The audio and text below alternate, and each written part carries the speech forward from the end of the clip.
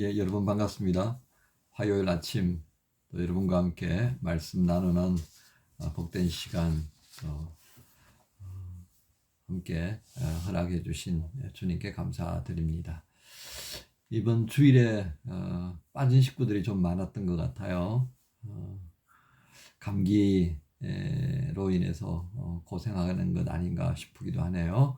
여러분 건강 잘 또 살펴서 건강 유지할 수 있기를 바랍니다. 그리고 또 힘든 지체들이 있으면 빨리 회복하셔서 모든 생활에 또 어려움 없기를 바랍니다.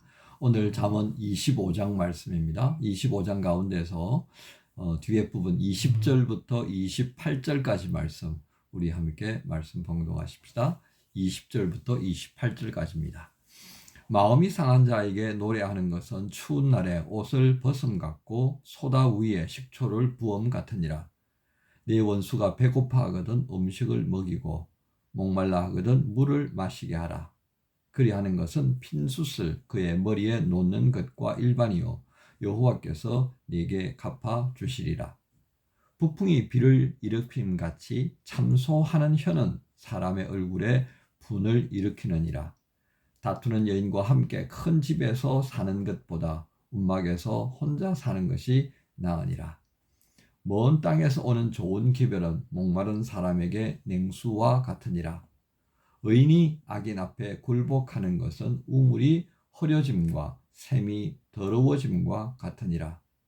꿀을 많이 먹는 것은 좋지 못하고 자기의 영예를 구하는 것이 헛되니라. 자기의 마음을 제어하지 아니하는 자는 성읍이 무너지고 성벽이 없는 것과 같으니라. 아멘.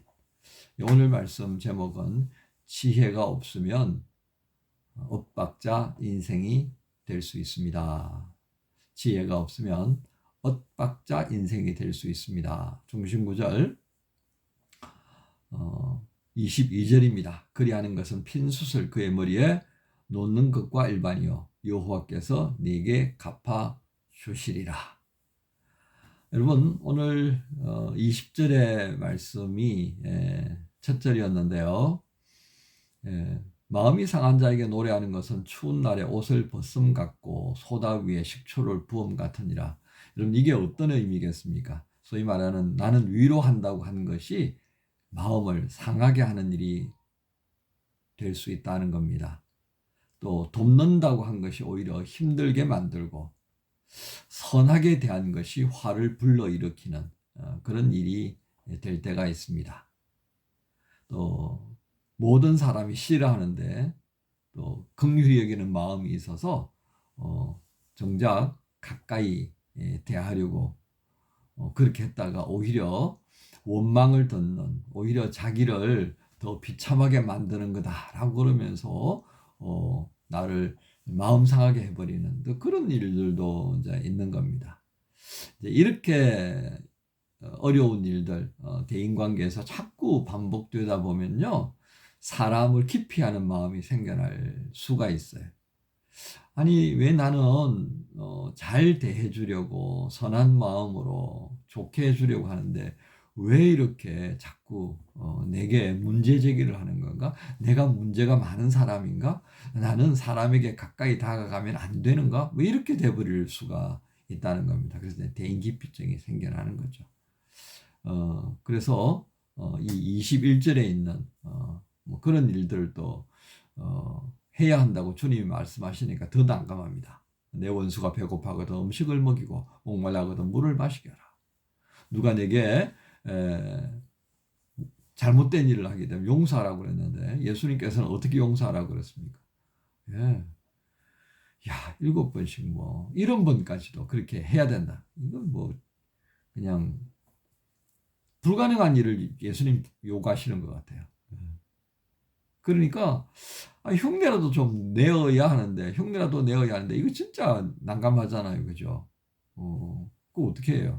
그래서 이 예수님께서 당부한 것이기 때문에 용서라는 단어 뭐 이런 부분들 원수에게 선을 행하는 것 와 이거 진짜 힘들다 말이죠.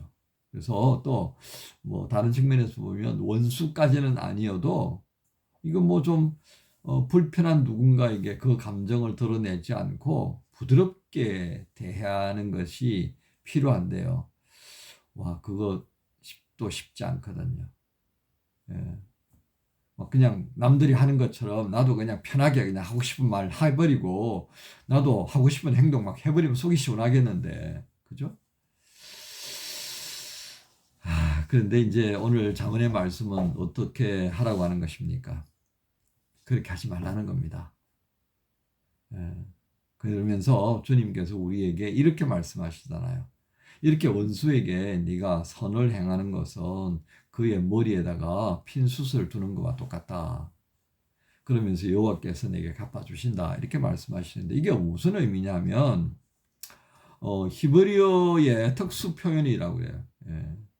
그러니까 가해자가 피해자에 대하여서 보복이 아닌 내가 이제 어떤 문제를 야기시킨 거예요. 그런데 그 피해를 입은 사람이 나에게 같이 눈에는 눈, 이에는 이, 이게 이런 보복이 아니라 오히려 나에게 선하게 대해줘 버렸단 말이죠.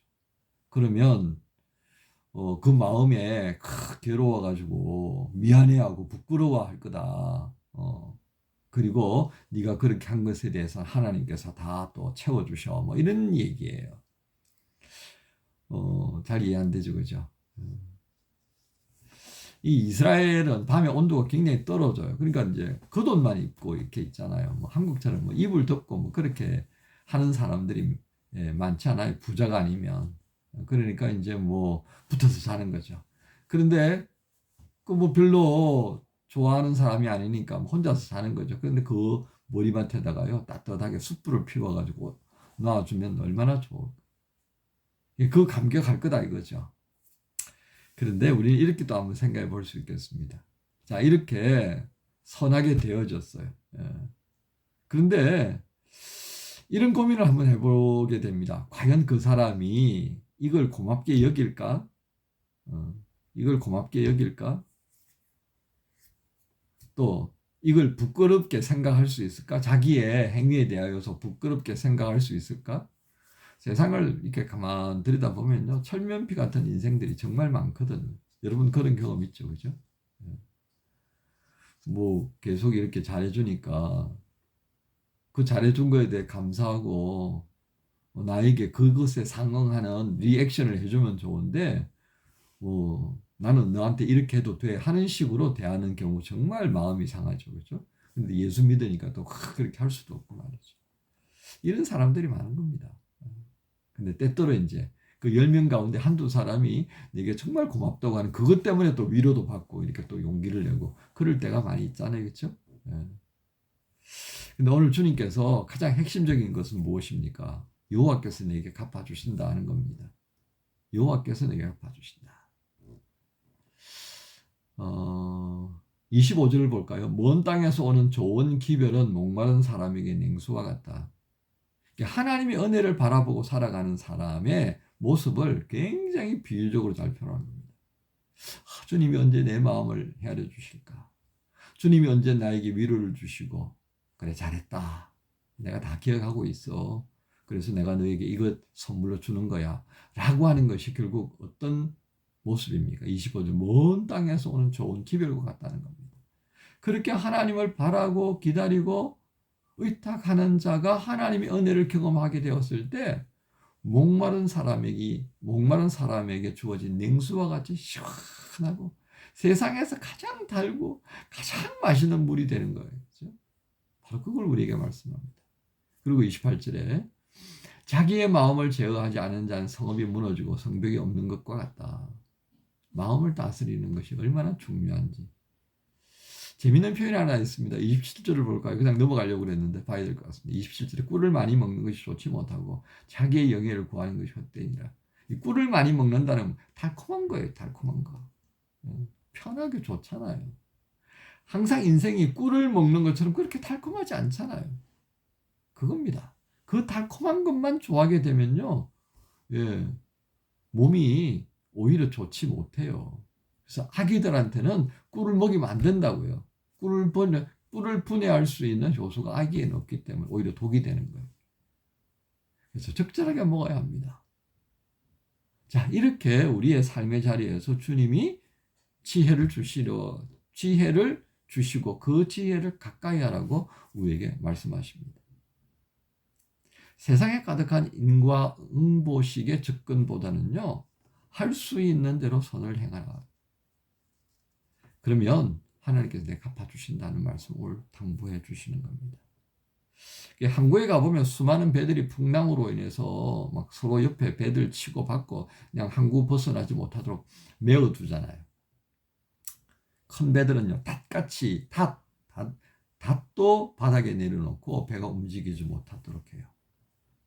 그래서 항구에서 움직이지 못하도록 만듭니다. 그리고 이제 배가 떠나야 할 시간이 되면요, 관제사를 통해서 출항 허가를 받아요.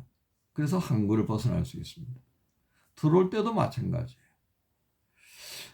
들어오거나 나가거나 이렇게 하나님께 의탁하고 하나님의 인도하심을 따라서 사는 것, 이게 우리가 지혜 있는 자의 모습이다 하는 것을 당부합니다. 그렇게 우리의 마음을 단속해 보라고 하시는 거죠. 지혜 없이 살면 우리 인생이 계속 엇박자가 납니다. 내가 살고 싶은 인생 살 수 없게 되는 거예요. 항상 후회하는 그런 인생을 살아갈 수밖에 없게 만드는 게 지혜입니다. 하나님의 지혜를 우리가 찾고 구하고 듣고 보고자 해야 하는 간절한 마음이 있어야 하는 이유가 여기 있다 하겠습니다. 오늘 잠언 25장의 말씀을 통해서요, 지혜 주시기를 구합시다. 엇박자 나는 인생이 아니라 정말 하나님께서 갚아주신다는 그 믿음 안에서 또 한번 버텨내십시다. 그리고 또 우리가 마땅히 행할 바를 행하십시다. 주께서 이 모든 것을 헤아리시고 25절에 있는 먼 땅에서 오는 좋은 기별은 목마른 사람에게 냉수와 같다 하였습니다. 이 냉수처럼 우리를 시원하게 해주시고 세상에 이것보다 더 좋은 것 없다고 깨닫게 해주시는 그 주님의 은혜 안에 살아가기를 구하며 이 화요일 시작하십시다. 여러분 모두를 우리 주님 예수님의 이름으로 축복합니다. 주님 감사합니다.